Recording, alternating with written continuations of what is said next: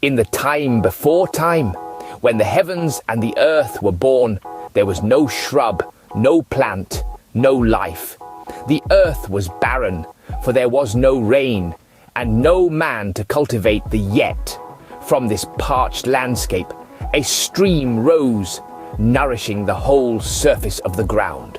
From the dust of this very ground, Yahweh God, in his infinite wisdom, crafted man and breathed life into him, transforming him into a living being.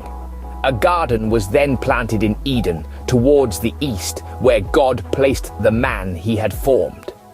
This garden, Eden, was no ordinary patch of land. It was a paradise, a veritable oasis in the midst of barren lands, teeming with every tree desirable to the eye and nourishing to the body. Its verdant canopy was a riot of colors, from the deepest emerald to the most vibrant of greens. The trees bore fruits, golden and luscious, their aroma filling the air with a sweet, heady perfume.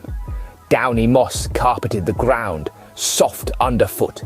A riot of flowers bloomed, painting the landscape with splashes of color.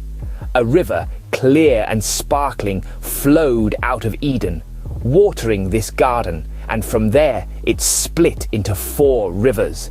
The garden was alive with the sound of creatures, both great and small.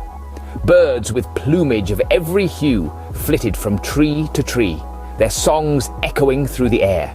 Squirrels scampered, critters burrowed, and deer grazed peacefully.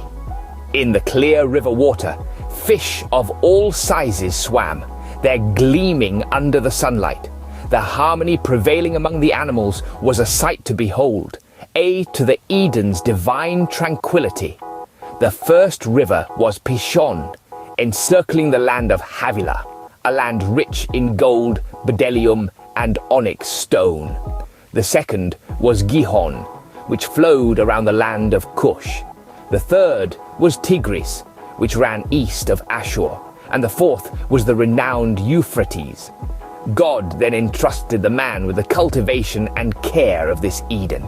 He was free to eat from any tree, except for the tree of knowledge of good and evil, for the consumption of its fruit meant certain death. Realizing that it was not good for the man to be alone, God decided to make a helper suitable for him. So, from the ground, God formed every beast of the field and every bird of the sky, and brought each to the man to see what he would name them. And so, the man named each living creature, but among them he found no suitable helper.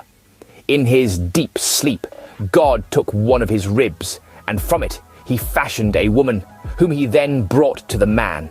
In her, the man found his equal, and he said, "This one finally is bone of my bones, and flesh of my flesh.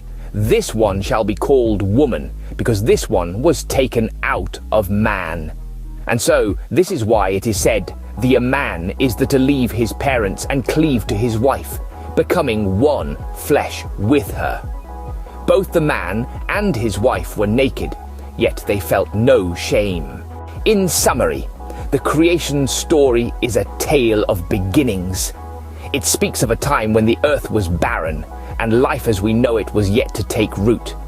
It tells of a God who, from dust and a stream, formed man and breathed life into him. It narrates the birth of a garden, a paradise where man was placed to live and care for. It speaks of the creation of the animals and of a woman who was fashioned from man's rib to be his equal. It is a story of life, love, trust, and companionship.